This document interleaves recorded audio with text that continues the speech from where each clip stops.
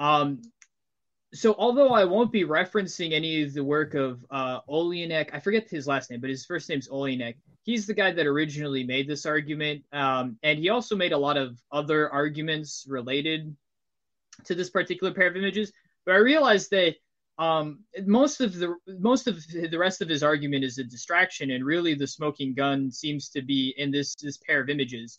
The thing is that Metabunk was looking, Metabunk's a really good website. If you guys have spent any time looking into this stuff, they have a lot of people debunking really bad arguments for all sorts of conspiracies, and it's an excellent resource. And so they had a thread on Metabunk where one of the people there created their own version of a GIF, and that's the one that I'm going to be using today, which is not from Olenek, who originated this argument, but it's from an independent source from Metabunk, and that image is pretty key to the discussion. So I was wondering if maybe that could be shown on screen for a little bit. Sure. As I'm describing. Dave? So the one labeled St. George, if you could, St. George. So just to kind of describe as they're getting this image, St. George. St. George. It's numbered, so they're in the order they were in the email. Is that it? Oh darn. Well, it's a GIF. It's not. I mean, I think that's just one of the images. So it's the one with the blue background. There you go. There we go. Now I can't see because of the web viewer. Does that have a line through it, or yeah, that does have a line. I'm not talking about that one. That one has a dot, which we'll get into in just a second. Well, that one's fine. I mean, so the other okay. GIF, Dave? So yeah, do you have maybe the other GIF, the one that flips back and forth really fast, much faster? Is that one? That's the topographical maps. All right. I don't see any other GIF, to be honest with you. Really, there's one labeled St. George. I'm certain I sent it. Let me see. Well, try going back. There was just those two GIFs, and that GIF doesn't actually move. Well, here, go back. Look, that's fine. I can make my point either way. So the whole point is that this is an image taken at the landing site, and so there is this line across the screen that I drew on this GIF to illustrate that there's this discontinuity, and there's also a dot over this crater that you might see, and so that dot is 6 kilometers away, and how we know that is from the topographic maps that I also pasted, and I guess the audience saw for a little bit. I can share that. I can share it. I've got it. I can share it through my camera. The topographic map named 6KM, the one with it's got the keep going. That's it. I have those three. No, that's it. I just sent it. Dave, I just sent you the St. George one. That one. Okay, give me a second. Okay. Sorry for the technical difficulties, guys. That's okay. So anyway, okay, so just at least for right now, I'll just explain without trying to get to these images, because I mean these images are essentially vital to my argument. I mean, I really can't make the argument. Is the one that you're the other the topographic one? Is that the one with the sort of the red shading on it? Yeah. So it has the I cut and paste the scale. And I positioned it inside of the image between the landing site and then this blue dot that I drew. Got it. Okay. So I'm sending that over to Dave too. About. So Dave has the St. George, and now he has that Perfect. one. Perfect. Okay. Perfect. All right. Thank you so much. So okay. So like I said, you're going to see it on the screen in just a second. I took this full topographic map, and I'm sure the links will be provided in the description or in the chat or the show notes or something, right? I mean, these are all official NASA photographs off of the website, and all I did is I merely cut and paste the scale, and I moved it next to the landing site, and I drew a dot above this formation called St. George. It's a crater. Yeah, here we go. Thank you so much. So that blue dot is at the lip of this crater, and that crater is called St. George, and that's 6 kilometers away from the landing site. Six whole kilometers away. It's a little hard to see, but you can kind of see there's 0, 5, 10. So it's right at 6. And so if you could go back to maybe the other GIF really quick.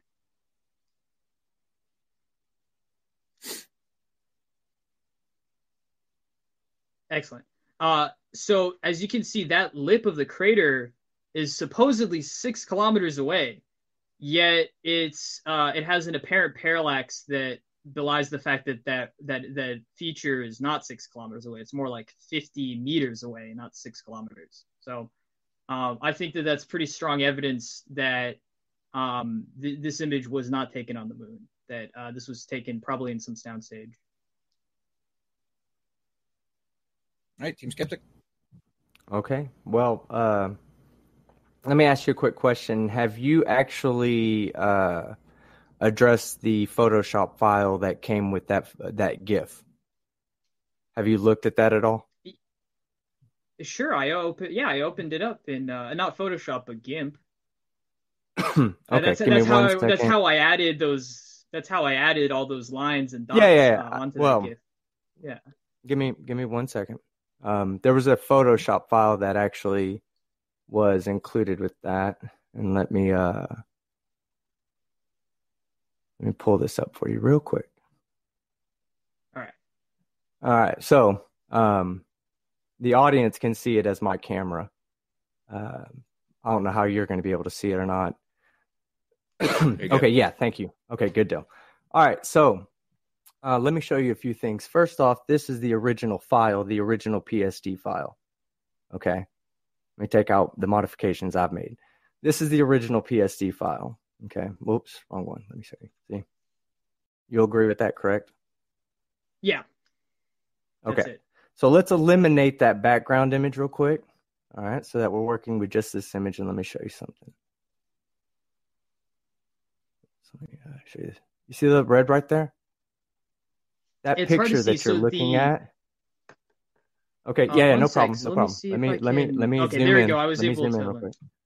Perfect. Okay, and let me take the blue back out so you can see that it's actually all lined up. Okay. Excellent. So that image is a straight line right there that goes all the way across. You see that? Nice.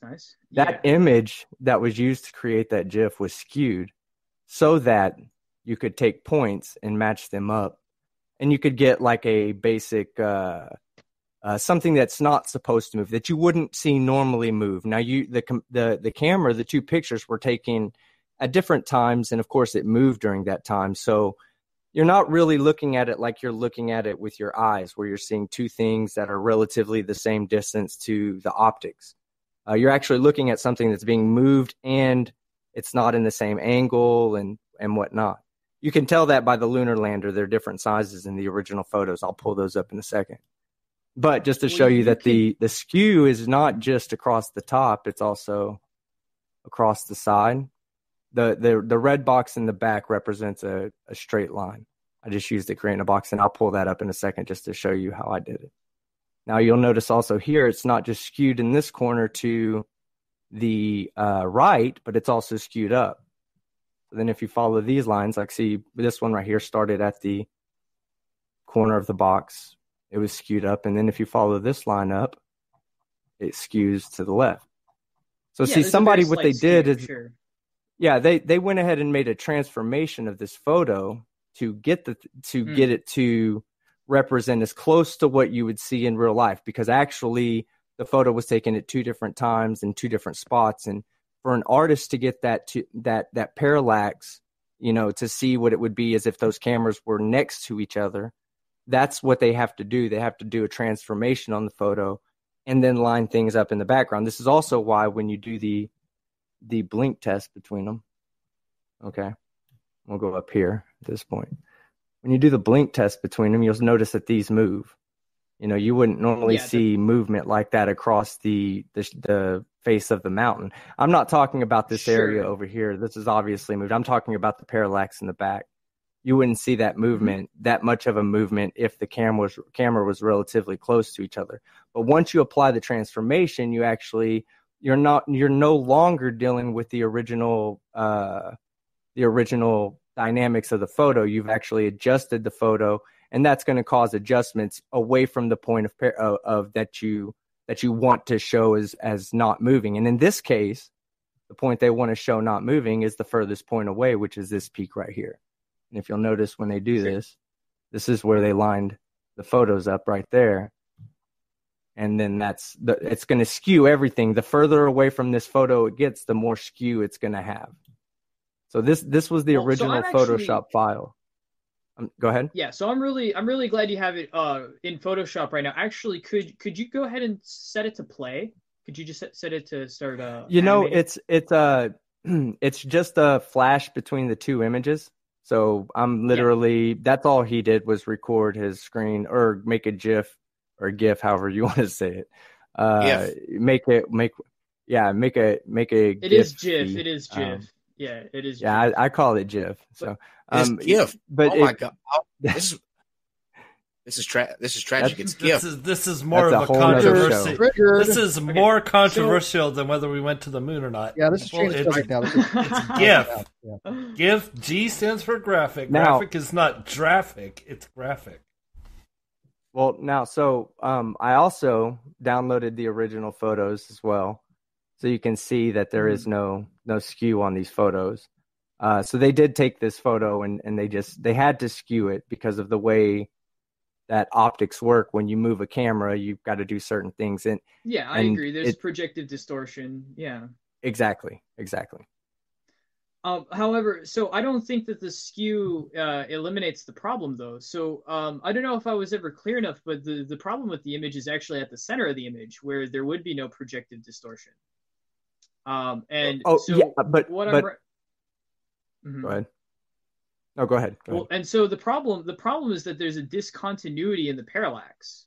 Do you understand? This is why I had that line across the screen with the one labeled crater and 6 kilometer dot. So there's like I said, there's this line and there's two little circles where there's these craters, and these craters basically are falling underneath this line. No, wait one second. The GIF, Dave. The GIF. That's fine. That's perfectly fine. No, that's perfectly fine. That's perfectly fine. So could you slightly zoom in on the center of that just a bit? Is there some way you could zoom in on that? Perfect. Yeah, keep zooming. And then up a little bit. Right there. Yeah, maybe zoom in just a slight bit, just a slight tad more. Perfect. Okay. So now what I want you to notice is that there's this line across the background between the astronaut and the leg of the lunar module, where it seems that it's literally just a stage floor coming up to a backdrop. That's what I'm talking about, is this discontinuity in the parallax, where there's this line, this shift where the parallax suddenly changes. And that is, to me, an artificial background, not a natural lunar background.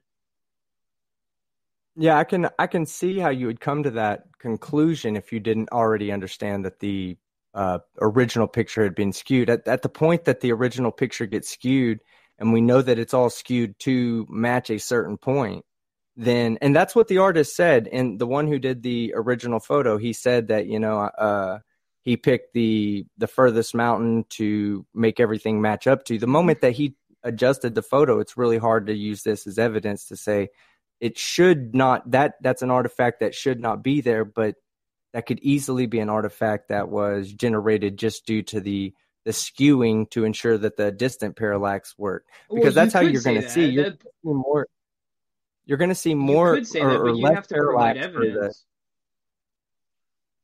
Well, I mean, I just did. I just provided. I just showed you that the picture itself is skewed. It's not the original photo, because with the original photo, I'm sorry. How could the skew create this discontinuity? That's the question. Well, you're going from a 3-dimension. You're trying to make sense of a 3-dimensional place in 2 dimensions. So when you skew it, you don't just skew the 2 dimensions. You're skewing the 2 dimensions of the picture. But if you're really